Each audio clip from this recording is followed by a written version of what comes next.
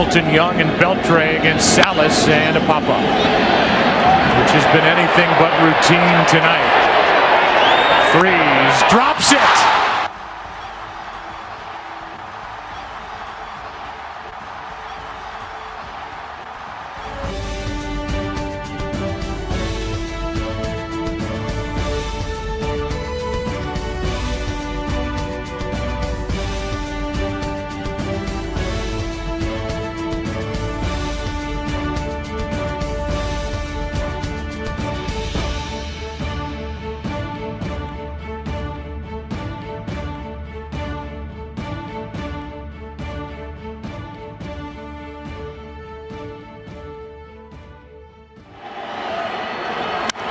Into right, well hit. Back at the wall. It's off the wall. 1 run scores. Here comes Berkman. Freeze has tied it. 7-7. Unbelievable.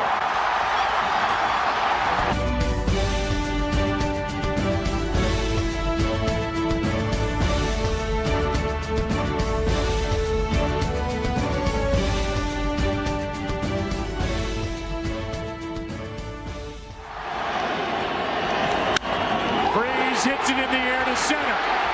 We will see you tomorrow night.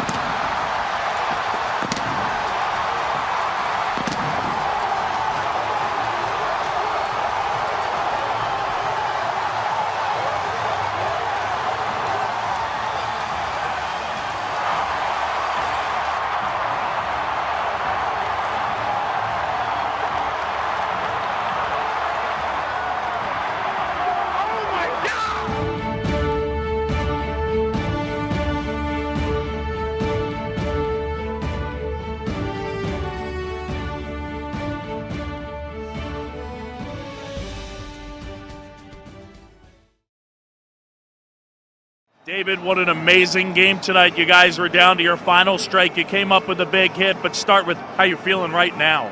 I'm out of breath. Just got beat up by 30 guys. It's a great feeling. This is all about playing tomorrow. And it wasn't pretty. I had a pop-up go off the top of my head, but we fought back, and we're going to be suiting up tomorrow.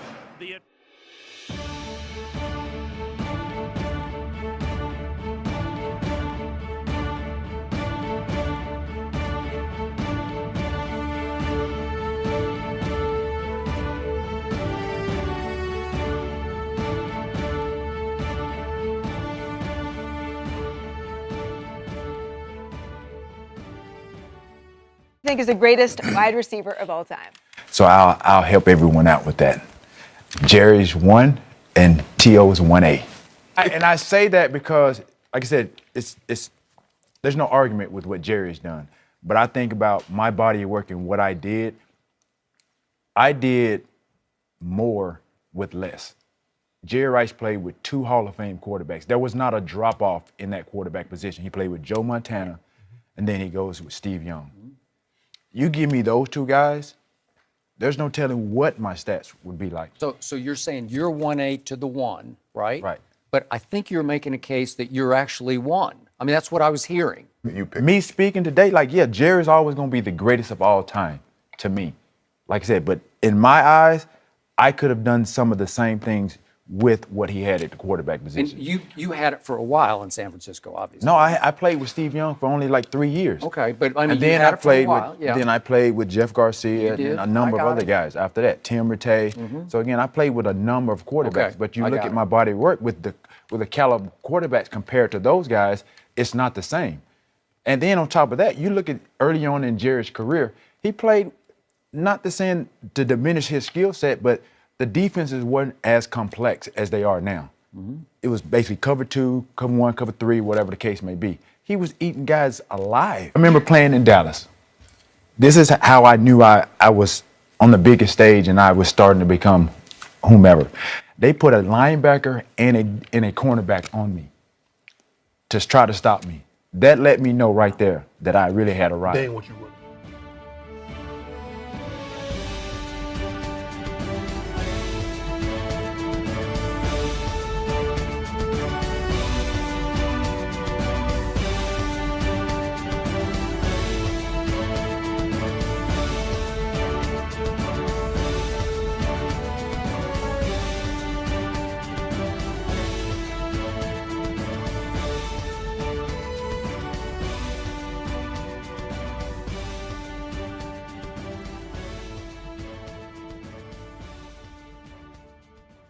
But both of the players, how important was that last sequence of the first half where you scored the 6 straight points to take the lead? And do you kind of feel like that carried over into the second half?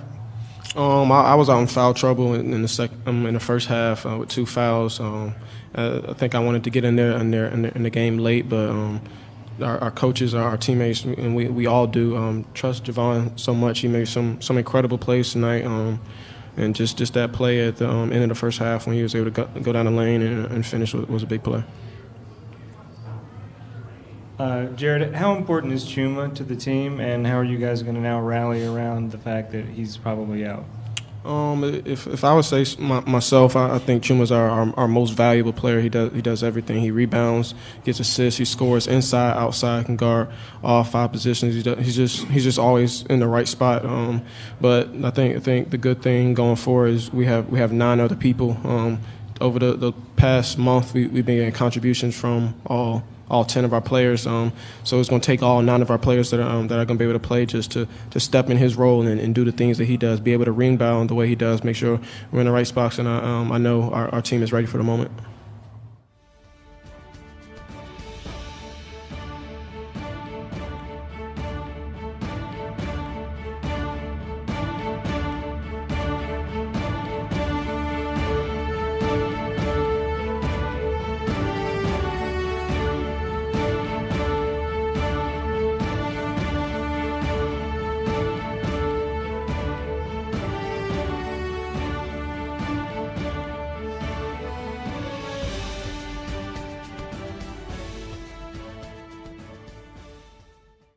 And this season's Hart Memorial Trophy goes to Sidney Crosby. We saw you take home some hardware at the NHL Awards this year, your second Hart Trophy, along with the Art Ross and the Ted Lindsay. After all that you've been through, what did that mean to you to be able to walk away with some significant awards? You know what? It's an honor, and I think it says a lot about the season you have when you're able to win those awards. But I think that being said, I still look back at that season and just kind of appreciate the fact I was able to play a full one. You miss so much time, and it's difficult to play a full season without getting hurt. I look back on that as more of the product of the season than necessarily the awards themselves. So was happy that I was able to be consistent, but to get a full season, I think is something that I just kind of took away from there. You did rehab. There were a lot of changes in the offseason. Your head coach, general manager, both gone. What was that experience like for you when you saw 2 guys that had been part of this organization the whole time you've been there leave? I think as a player you put a lot of responsibility on your shoulders because you know that ultimately if the team doesn't play well, the coaching staff, the general manager, those are the guys who take the fall. So it was an easy time, and we all knew that the expectations were high, and we knew if the results weren't there that that was a possibility like on any team. But it's not a fun situation. I think having gone through that though, I think heading into camp, it'll be a clean slate. A lot of guys will have to prove themselves, including myself, and we'll have to find a way to be successful again.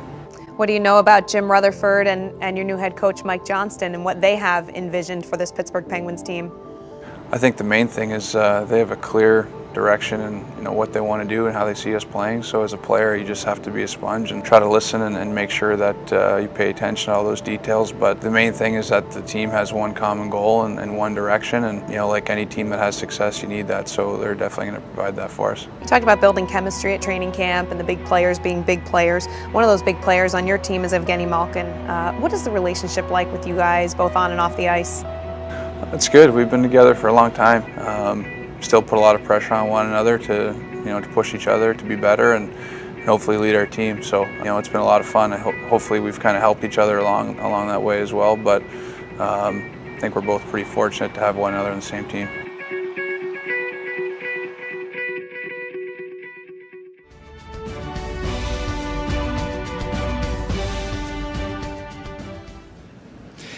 nominees for the Best Achievement in Directing are Peter Cattaneo for The Full Monty, Gus Van Sant for Good Will Hunting, Curtis Hanson for LA Confidential, Adam Egoyan for The Sweet Hereafter, James Cameron for Titanic,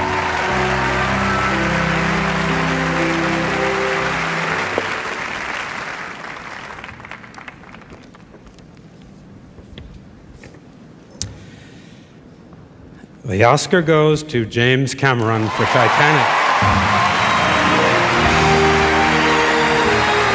This is James Cameron's second Academy Award, having picked up tonight's Oscar for Best Editing. Mr. Cameron has written and or directed 9 films, including The Terminator and The Abyss.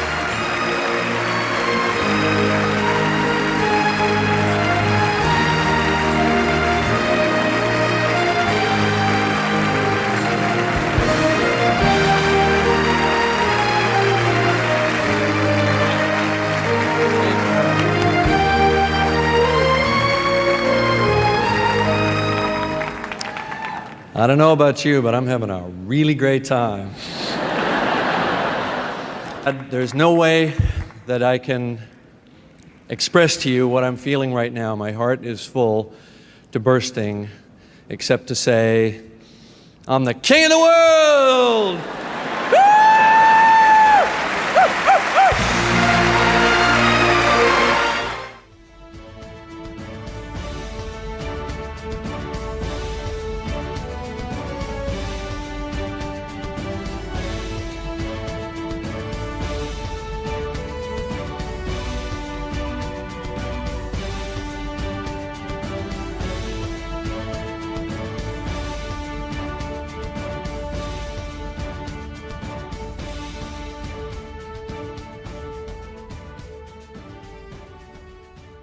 All right. Okay, guys, here it is. Your Highness, Your Excellencies, ladies and gentlemen, the time has come. The winner of the Global Teacher Prize for 2019 is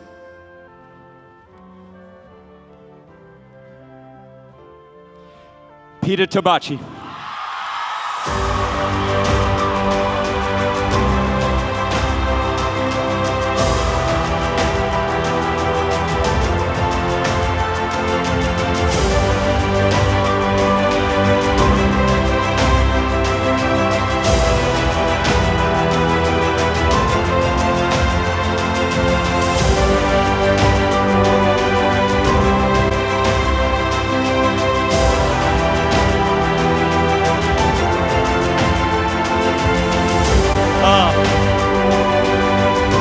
Congratulations, Peter.